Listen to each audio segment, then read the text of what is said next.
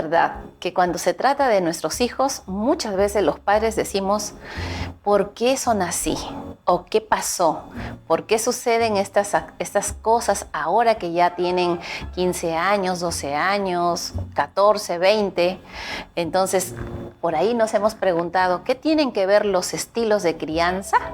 Y este es el tema que viene a continuación. Y para ello tenemos un invitado que nos va a orientar, nos va a compartir su experiencia y sobre todo nos va a dar mucha información para poder hacer muy buena esta labor como padres y madres.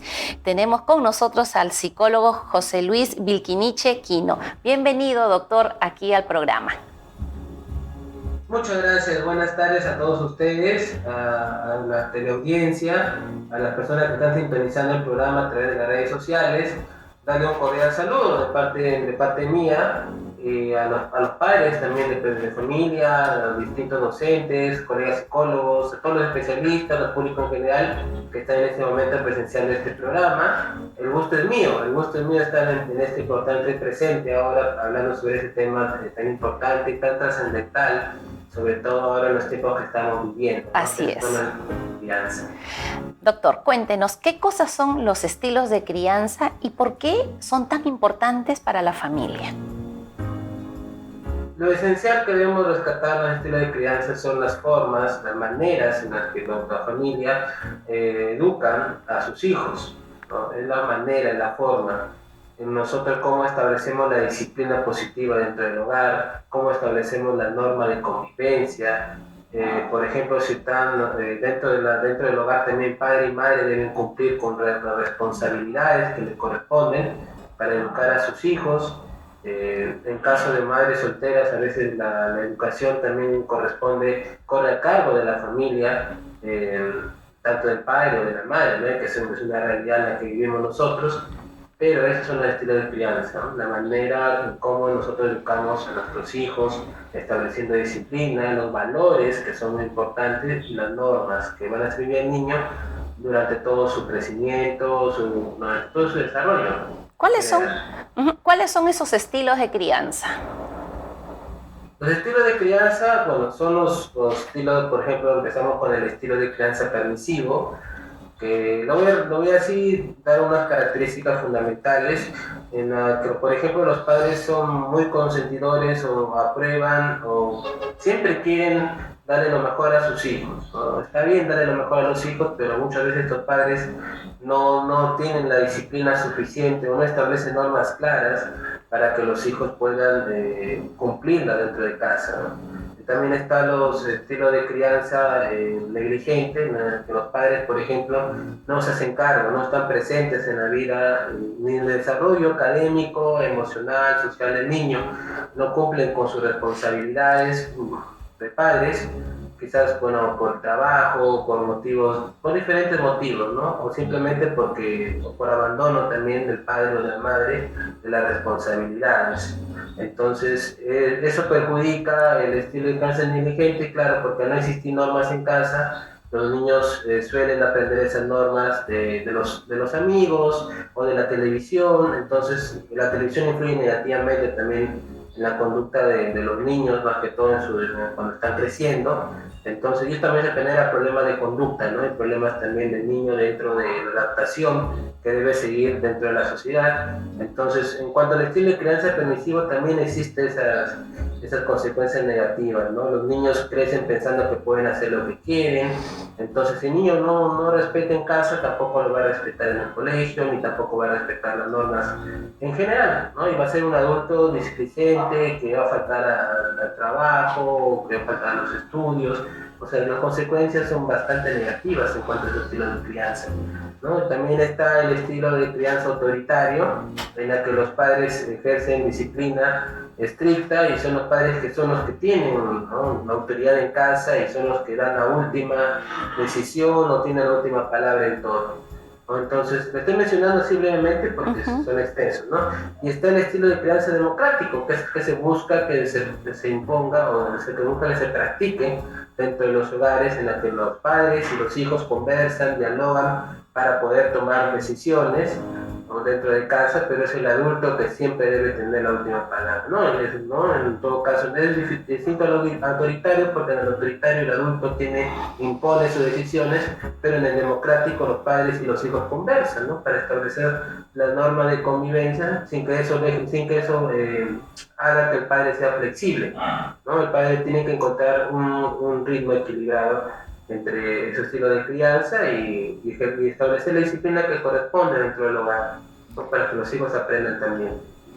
¿Por qué el temor de los padres, sobre todo en estas generaciones, de la forma como corregir al niño? Porque a veces se tiene el temor de que si le digo algo se va a traumar, si no le doy lo que él quiere ahora, le puede causar un trauma. ¿Por qué tanto ese temor de los padres el poder dar una crianza saludable a sus hijos? Esa es una buena pregunta que generalmente me la realizan porque yo también trabajo en un colegio particular en este momento y los padres tienen muchas inquietudes, a veces tienden a perder la paciencia, entonces al perder la paciencia pueden ser muy estrictos con los hijos y a veces por temor a ser muy estrictos pues no establecen las normas adecuadas, o quizás porque el padre o la madre sí lo hacen, pero siempre está la abuelita, y esa es una realidad que debemos tener claro, la abuelita, otros familiares que de repente como que suavizan esas normas o desautorizan a los padres, entonces eso tampoco impide que el niño, eso también impide que el niño aprenda las normas y las practique, los valores, por ejemplo. Entonces los padres ahora, he conocido casos de padres muy consentidores que justifican la conducta de sus hijos, que dicen que está bien porque mi hijo está creciendo, cuando ya sea un poquito más grandecito va a comprender, va a aprender las normas, y no es así. Cuando ya crecieron y son adolescentes ya tienen otro tipo de intereses, sus intereses son los amigos, las amistades, y a veces cuando las normas no están claras, esas normas, por ejemplo, se pueden dejar influenciar fácilmente por el grupo de amigos, el grupo de pares, ¿no? Entonces, cuando no existen normas en casa, pues esas normas en el adolescente o el niño adolescente es fácilmente influenciable por el entorno. Entonces, los padres tienen miedo porque a veces creen que corrigiendo al niño lo van a hacer sufrir, lo van a hacer sentir mal o de repente le van a causar un trauma. ¿No? Es que muchas veces los padres no controlan sus emociones y tienden a actuar de una manera muy represiva. Entonces, para evitar eso, prefieren decirle sí a todo, entonces, y eso obviamente también afecta el desarrollo de los niños y también de los adolescentes, ¿no? Por eso es que hay muchos adolescentes ahora que no faltan a clases o tienen problemas de conducta o falta de respeto a los profesores, a los padres. Incluso eso también cuando son adultos, de igual manera, son los adultos que van a infringir las normas o que pueden caer en otros problemas sociales, la delincuencia, la drogadicción, hasta incluso el sicariato, ¿no? Entonces lo vemos en ese punto, no establecer las normas a tiempo dentro del hogar genera estas consecuencias negativas en el futuro. Entonces, obviamente es un tema no de familia, sino de la sociedad misma, ¿no? Entonces, y eso también se tendría que aclarar, ¿no? Porque muchas veces no se le da la importancia de vida a la salud mental de las personas, y la salud mental también tiene mucho que ver con lo que les estoy explicando, ¿no? Entonces, obviamente un tema siempre está relacionado con otros temas, ¿no? ¿Qué papel juegan las normas, los límites en la crianza positiva con los niños? Claro, las normas, de por sí nosotros aprendemos las normas desde que somos muy pequeños, no desde que somos bebés, porque cuando somos bebés quizás no comprendemos, pero cuando ya nuestro desarrollo, nuestros padres nos van explicando, ¿no? A veces los padres son muy represivos y dicen, no hagas esto, no hagas lo otro, y el niño dice, ¿por qué no tengo que hacerlo? ¿Por qué no? Entonces siempre es bueno explicarle el por qué no debe hacer eso, porque esa conducta pues no es una conducta adecuada. Entonces, ¿qué papel juegan? Entonces, obviamente, las normas y los límites siempre van a establecer lo que tú debes hacer y lo que no debes hacer en determinado lugar. Y eso es algo que el niño tiene que ir aprendiendo. Porque si no aprende eso, cuando sea adolescente va a pensar que si está en la calle puede hacer lo que quiere. Por ejemplo, si está en el colegio puede hacer lo que él desee, entonces porque no tiene las normas claras. Y los valores, no nos olvidemos de los valores. Muchos jóvenes ahora, no todos, porque conozco jóvenes que sí tienen claro, son caballeros y practican los valores, pero hay jóvenes que de repente desconocen estos valores porque no lo han visto en casa. ¿no? No solamente con la teoría, si yo te puedo decir tienes que ser honrado, tienes que ser responsable, no, también tienes que practicarlo. Y muchas veces los niños y adolescentes aprenden el ejemplo que le dan los papás. Como el papá le dice al hijo, tienes que ser responsable, pero de repente el papá no cumple con su responsabilidad de padre, entonces el niño entra en una contradicción tremenda. ¿Por qué mi papá me pide hacer esto si él mismo no lo hace? Entonces, y a veces los hijos lo dicen a los padres. ¿Por qué me pides que actúe de esta forma si tú no eres capaz de hacerlo? ¿Por qué me dices que yo diga la verdad si tú no eres sincero con mi mamá? Por así decirlo, he tenido casos así. Entonces, es bastante complicado, pero los valores y las normas son importantes porque rigen la sociedad en la que vivimos. ¿Qué consejo nos daría a los padres y madres? ¿Cuál sería el mejor estilo de crianza y cómo podemos hacer para practicar ese estilo de crianza en nuestros hijos? Bueno, lo que yo considero es que el estilo de crianza democrático es el que debemos practicar en casa. Porque en el democrático no solamente se escuchan las opiniones de los padres, sino también de los hijos. Y en muchas ocasiones los hijos también necesitan ser escuchados y atendidos, porque ellos también tienen sus ideas y también tienen su propio punto de vista. Pero a veces los adultos, bueno, digo adultos, yo también somos adultos, pero a veces los padres no se cierran en sí mismos, no aceptan la opinión de otras personas. Entonces, obviamente el estilo democrático en donde todo se dialoga y se resuelve a través de la conversación, a través de la resolución de conversación para resolver los conflictos. Entonces, yo recomiendo que se practique el estilo de crianza democrática, que es el que mejores consecuencias trae, porque los niños crecen aprendiendo normas, crecen aprendiendo lo que es el respeto, crecen aprendiendo a discernir entre lo que debe hacer y lo que no debe hacer. ¿Qué es lo correcto? Por ejemplo, entrar puntual a clases. ¿Qué es lo incorrecto? Por ejemplo, faltar de respeto a la profesora o gritar a sus compañeros. Entonces, el niño que crece en un ambiente democrático va aprendiendo eso. Va aprendiendo también a medirse, a tener límite en sus comentarios, en sus opiniones, ¿no? Porque yo puedo decir lo que pienso, pero no lo puedo decir de una manera que agreda los sentimientos o hiera los sentimientos de otra persona. Entonces, dentro de ese ambiente democrático también se aprende los estilos de comunicación, o el estilo de comunicación asertivo, que es el que tú expresas tu opinión, yo tengo mi punto de vista, ¿no? Y la opinión que tú tengas con respecto a lo que yo diga, entonces yo respeto tu opinión, ¿no? Entonces eso se debe también, y se aprende también dentro del estilo de crianza democrática.